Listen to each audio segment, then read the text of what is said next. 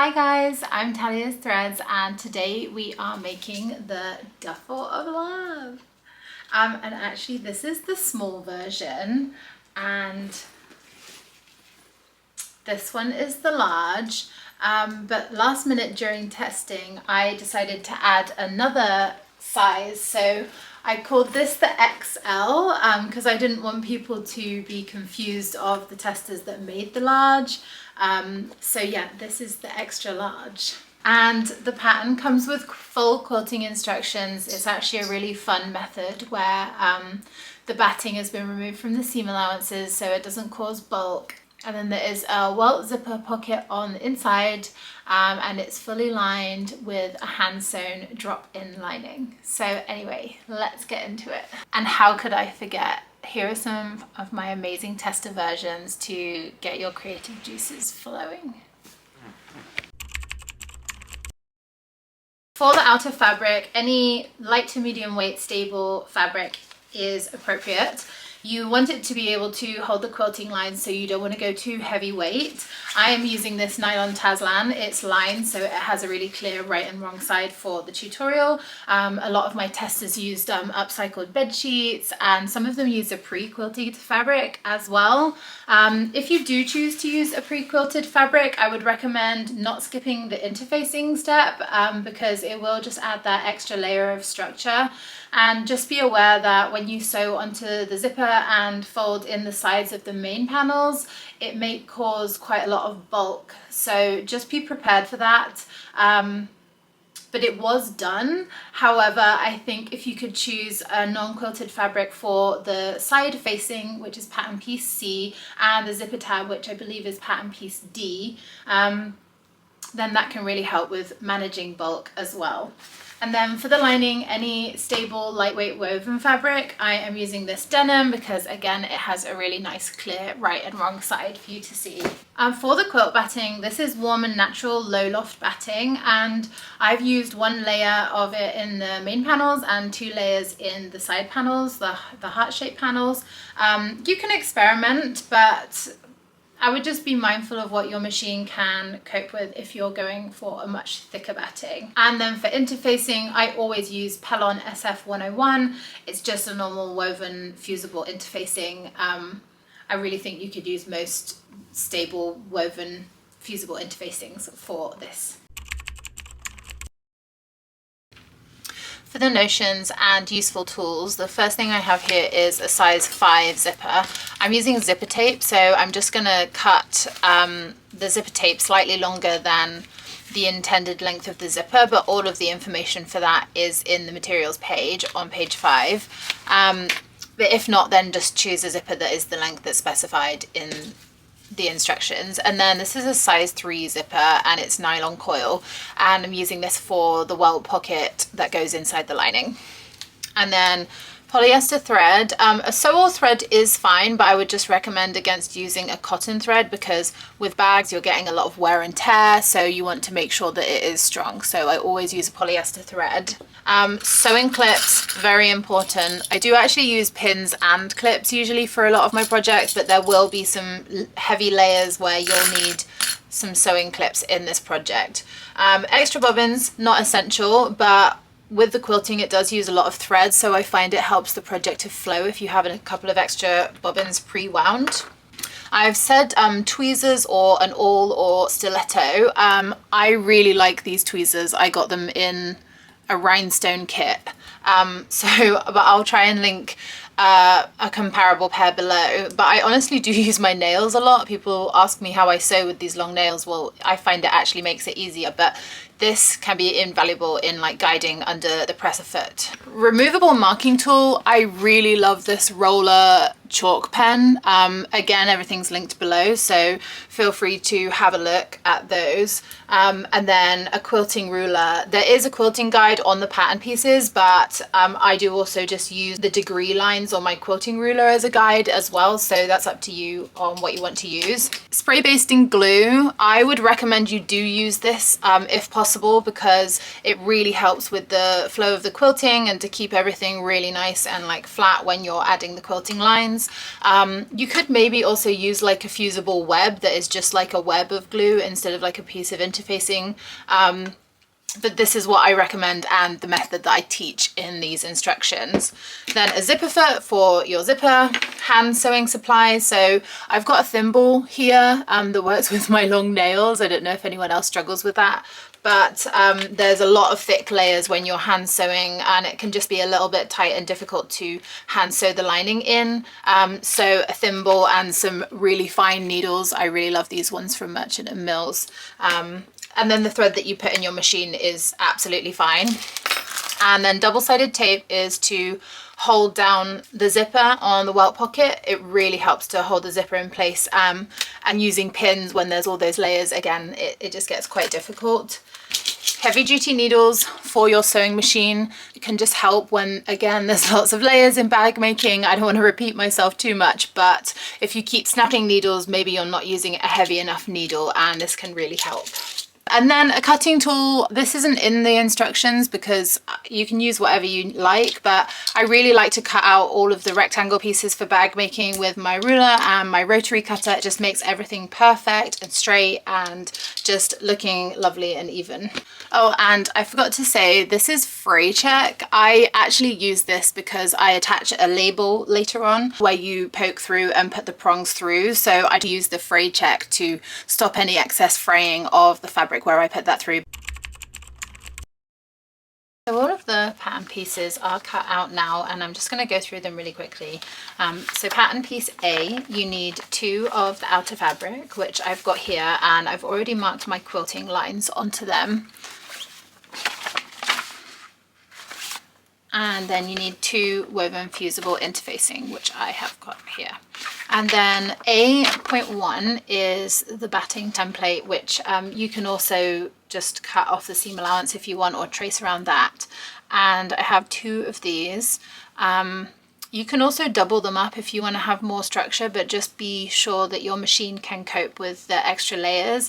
It is removed from the seam allowance, but you will be like stitching the straps over them and things like that. So then for pattern piece B, you need 2 outer, which I have marked my quilting lines on, and then 2 woven fusible interfacing. And then you do also use this one for the lining as well. So I've got 2 lining pieces cut out here. Then B.1, same thing again. It says 2 low loft quilt battings, but if your machine can cope with it, you can cut out 4, or you could maybe use a higher loft. I've got 4 here because I want to give a little extra structure to my bag, and I feel like if I put extra in the side panels, it won't make extra bulk for me sewing, but it will just give that extra structure really nicely. And then pattern piece C is the side facing, and I have 2 outer fabric cut here and 2 woven fusible interfacing. Pattern piece D is the zipper tabs, and I've got 2 lining and 2 outer. Pattern piece E is the lining main panel, and I have 1 cut out of lining, and then the pocket stitching line is marked on the right side of this. And then pattern piece F is the pocket, and the pocket stitching line is marked on the wrong side. And then I have my 2 strap pieces, and these are pattern piece G, but there isn't a printed pattern piece for them. The cutting instructions for the self-made straps are on page 10. And then also if you just take the length measurement, if you're using strap webbing, so for instance, the small strap is 4 inches by 27 inches. So I've cut 2 4-inch by 27-inch pieces, but if you're using webbing, just cut a length of webbing at 27 inches. I'm going to use the main panel as the example for the quilting because it's larger and easier to see, but the method is the exact same for the side panels, so you may want to do them all at the same time. But what we're going to do is start with the outer pattern piece all marked and ready to go, and then turn it over so you have the wrong sides facing. And I'm just going to quickly mark my seam allowances. And the seam allowance on the sides of the main panel is 1/2 inch, and at the top and the bottom it's 3/8 of an inch, and then all around the side panels it's 3/8 of an inch. And you don't need to mark the seam allowances all the way around, you just need to have it as a template for where you're going to put your batting. So put your batting piece on a disposable surface, because we're going to use spray glue to hold this down, and you don't want to get it all over your table because then it's going to be a mess.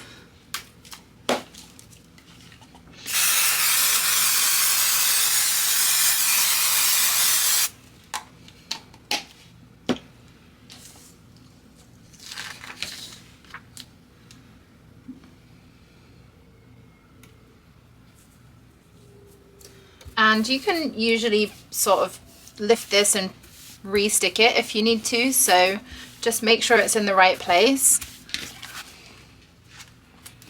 And then keeping it right sides facing down, match your interfacing with the notches. And I'm just going to press using the manufacturer's guideline on the piece of quilt batting first.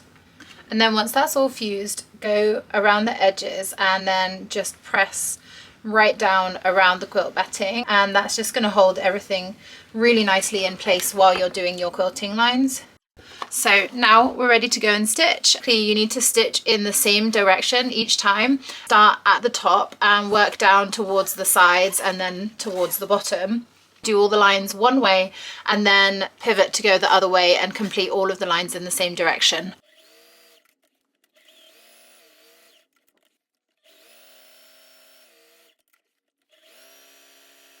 And once you get further along, you will need to start rolling the project up to continue to fit it under the machine, especially in the larger sizes.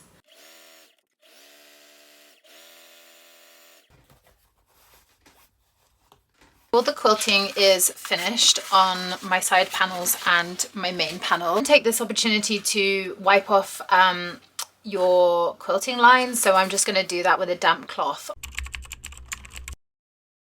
I thought it could be really cute if I added one of my Talia's Threads tags to the side panel, so I'm just going to do that. And I just want to have it centered in this side panel here, so I'm going to mark at the midpoint. Oh my gosh, cutting into this is scary.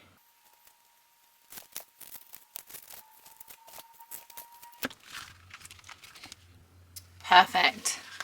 I'm just going to add some fray check to these. And then to the back. And usually I'd add extra layers of like interfacing and things like that, but since there's quilt batting and interfacing and an outer layer, it's probably going to be okay without it. And then I'm just putting this scrap quilt batting underneath so that I can protect the tag as I secure the back prongs. I usually just like to push the edges with the hammer first. And then make sure it's secure. I've got my outer fabric pieces here, and I'm just going to place them right sides facing down and fuse the interfacing to the wrong side.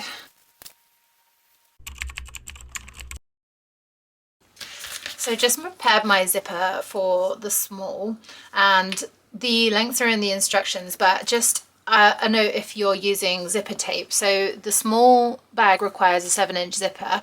If you're not using a normal zipper, then just add on the seam allowance on either side. So 3/8 of an inch twice would be 3/4 of an inch, and then that will just allow me to sew the zipper tabs on and it to be the correct size for the bag once they're folded back. I'm going to put my zipper tabs right sides facing with the zip, and then sew across the short end here at 3/8 of an inch, and then fold back and top stitch close to the folded edge, and do that for both sides, and then I'll meet you back here.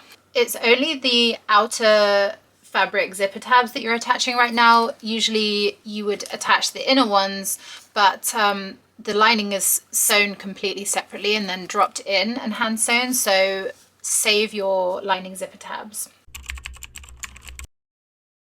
Now we are ready to attach the zipper to the bag, and I'm going to mark the midpoint of the zip, line it up with the midline notches. And the seam allowance on the zip is 1/4 inch. And once you stitch the zip down, you're going to fold it back and give the bag a press, and then top stitch close to the folded edge. Feel free to work with one at a time or both at the same time. What you're going to do is fold it in half so the wrong sides are facing. Unfold, and we're going to fold both edges in towards the center. And then at the machine, just stitch as close as you can to both edges as possible. I recommend starting with the open edge and then everything's secured, and then move on to the closed edge. For the strap placement, I usually use this tip for pockets, and I would have never have thought to use it for the straps, but one of my testers showed me that she does this and it is genius. So I'm just cutting out the straps from the pattern piece, and then you can literally just draw around where the straps go.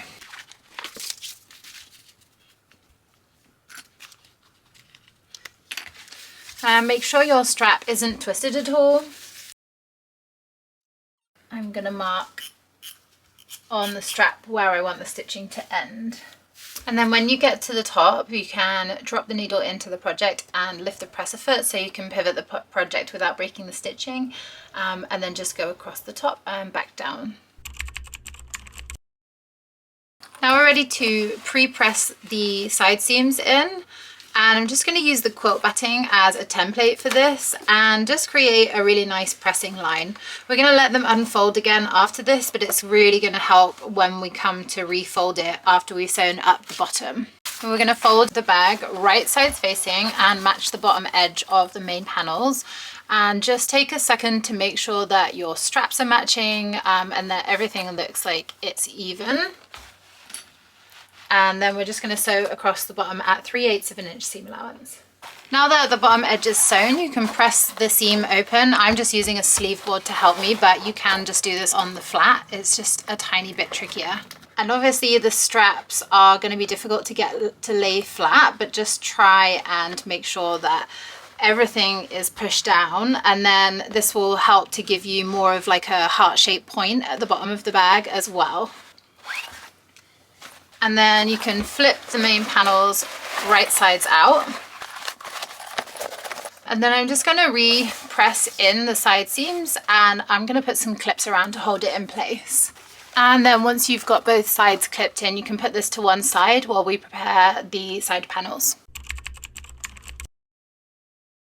So I have a side facing, which is pattern piece C here, and on the wrong side I'm going to mark out my seam allowances because we're actually not going to stitch all the way down along this edge. So mark out 3/8 of an inch on either side, and if you have a fabric where it will show through, then please do use a removable marking tool, but I'm just using a Sharpie. And then you can just stitch between these lines, but I like to just mark out my seam allowance so that I have an exact line to go on, and that's 3/8 of an inch as well. And then you're going to fold it right sides facing, and then just stitch there and leave the edges open so that it can split when we come to add it to the side panels.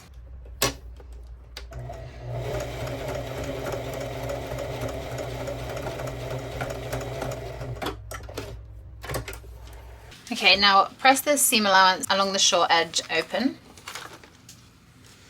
and just try and make sure that the seam allowance along the unsewn bits is even with the sewn bits so that it looks nice and straight like that. And then we're going to fold it in half lengthwise and press. And I do like to just try and make sure that the notches all match up so that it's not completely going out of like alignment.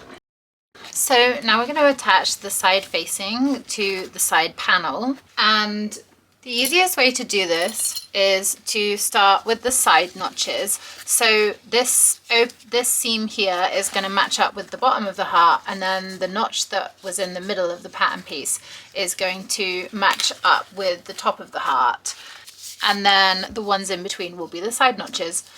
Now we're matching the raw edges, so the folded edge will be facing inward, and then I'm just gonna match my side notches.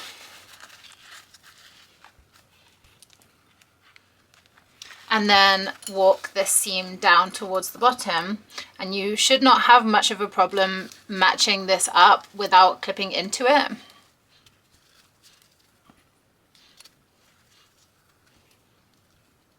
And then at the bottom here, the open part of the seam should just slightly open up to allow for the point. And then match this center notch here. I am going to use a pin just to hold it really securely.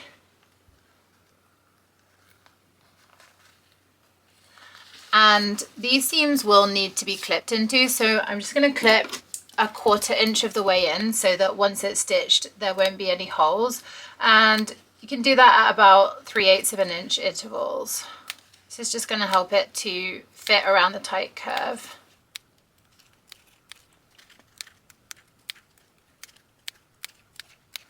And then if you sort of just push down on it and shimmy it around, you can see that it's going to match really nicely with just a tiny bit of like easing.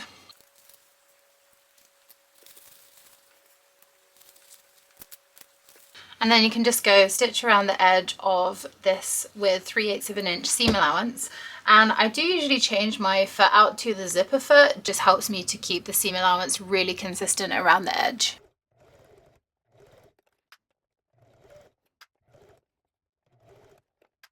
I've left this footage slow because it can be a tricky step. Take your time and drop the needle and lift the press foot to pivot, and don't be afraid to backstitch and remove the project if you need to rearrange things.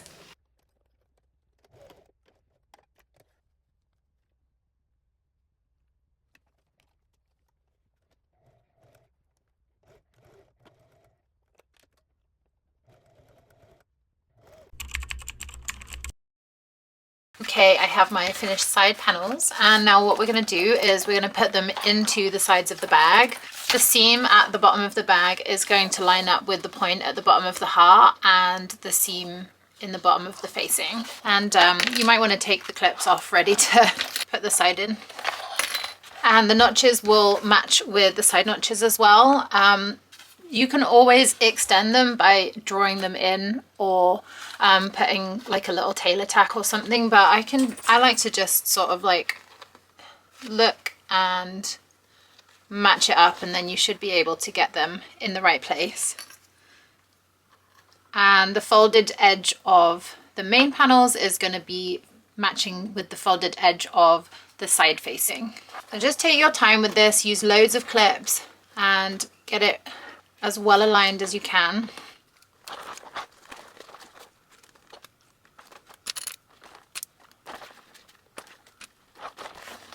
And then the notch at the middle at the top is going to match up with the center of the zipper tab. And just make sure that all the seam allowances are staying tucked away, because they will want to like poke out.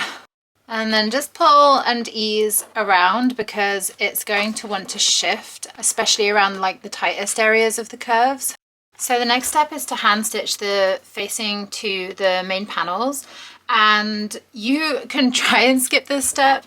One of my testers did use tape, which is also a good option, but I just think with all of the layers of fabric and interfacing, and then with tape on top of that, it does get to be quite a lot. So I really like how the hand stitching secures it in place. So do what you will. I know this is time consuming, but I promise you, if you want to get a really elevated bag and have everything lined up perfectly, this step is worth it. I wasn't exactly sure what this stitch was called, so I've called it a diagonal running stitch because essentially I'm just going back and forth, but I'm doing it in a diagonal motion so that some of the stitches are securing the edge of the facing and some of them are securing like further down around the base.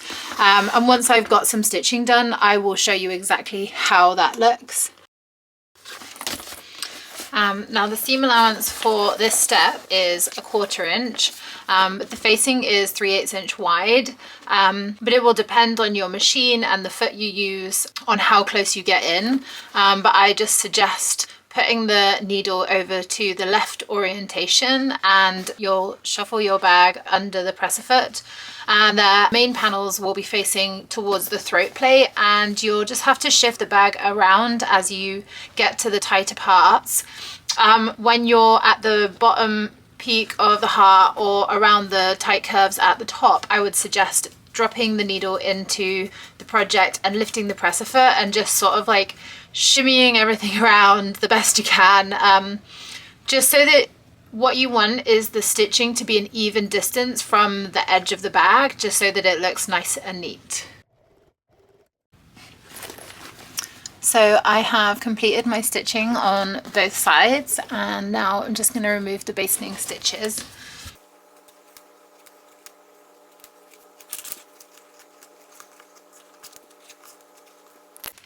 Okay, now the outer part is finished and you can put this out of the way. You're ready to prepare your lining.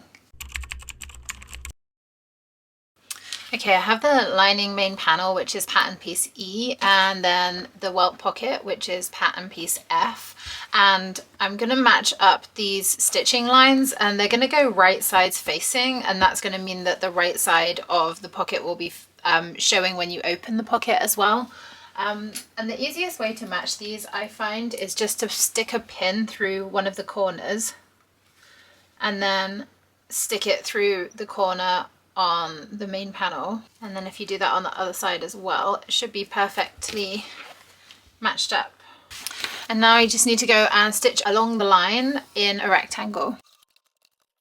And then now you can cut down the middle of the pocket opening. But be careful not to go through any of the stitches, and I usually stop my line about 3/8 of an inch from the edge, and then I just cut out towards the corners in a Y shape. And you want to go right up to the stitching, but obviously not cut through. If you don't quite go close enough, it's going to give you like wrinkles and pulls around the corner when you flip the pocket. Now we're ready to push it through and give it a really good press all the way around. And then top stitch as close as you can to the edge of the opening, just to hold everything in place before we attach the zipper.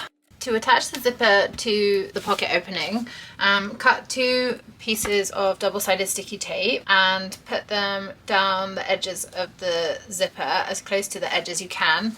And for the small, these should be 6.5 inches long, and then for the large and extra large, they should both be 8 inches long. And then I'm just gonna peel off the paper and stick this over the top.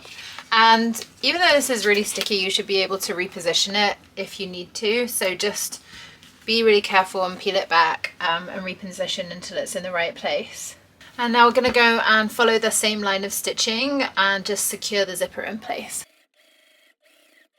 Now you can trim off the edges of your zipper, just be careful not to go past the stitching, and use a pair of scissors that you don't use for fabric. Now you can fold the bottom of the pocket up to meet the top and match the 3 open edges, and we're going to stitch around these, but I am going to stitch from this side. You can stitch from whichever side you want. I just find it easier to keep the main panel out of the way if I stitch from the side that it's attached to.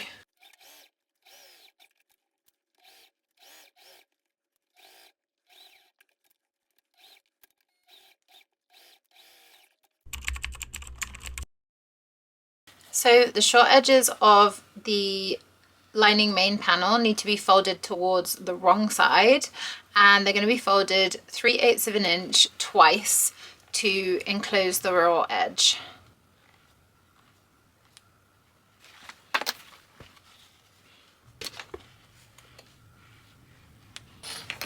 Now I'm going to put this aside and stitch everything at the same time, because we're going to do the same thing with the zipper tabs. So fold them 3/8 of an inch twice towards the wrong side, and it's easier to see with the large and extra large zipper tabs because they're a bit longer, but the edge that you're folding is slightly shorter than the other edge on the small zipper tabs.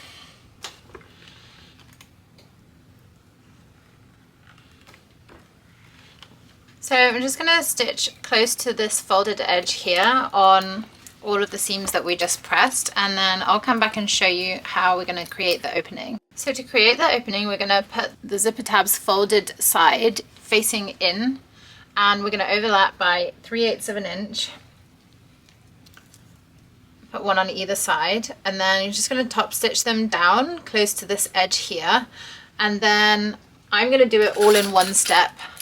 I split it up in the instructions because I want it to be clear, but it's really easy to do this all in one step. Flip the other side around and overlap that one by 3/8 of an inch. And if you want to check the opening, then it needs to be half an inch.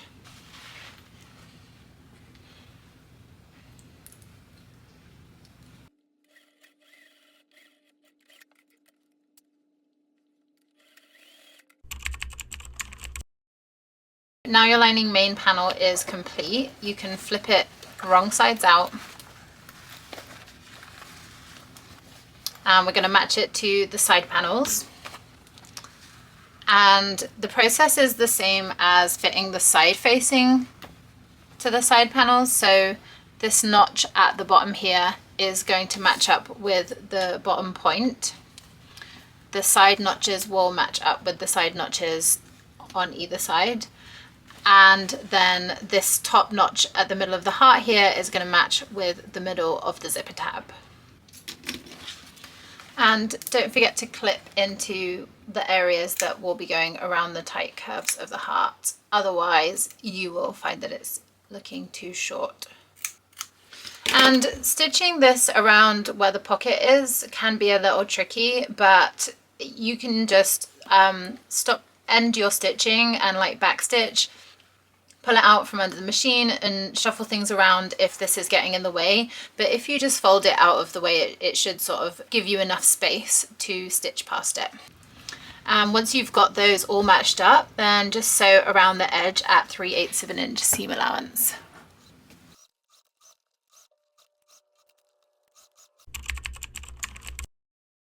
Your lining and your outer are ready. And what we're going to do is insert the lining in, and then first we're going to stitch around the top of the heart here, and then once that's done on both sides, then we will stitch around the edge of the zipper. And stitching around the tops of the hearts is just really going to stop the lining from like sagging down inside the bag and help it hold the heart shape inside as well. Now just play around with this. It is a little fiddly, and like shimmy it into place. Once you've sort of got it in place, then you can push out one side at a time and match up the curves. And you really don't need to worry too much about this stitching. I'm just going to put a few stitches along just to hold it in place, but nobody's going to see this. It doesn't need to be anything special. And I'm just stitching through the seam allowance. This doesn't need to go through any of the outer layers, so that it's completely invisible. So just pin or clip the lining in place around the zipper and then hand stitch that in place. I like to go through the lining and then just through the zipper, but further down from the stitching so it won't show on the outside, and it should make the stitching completely invisible.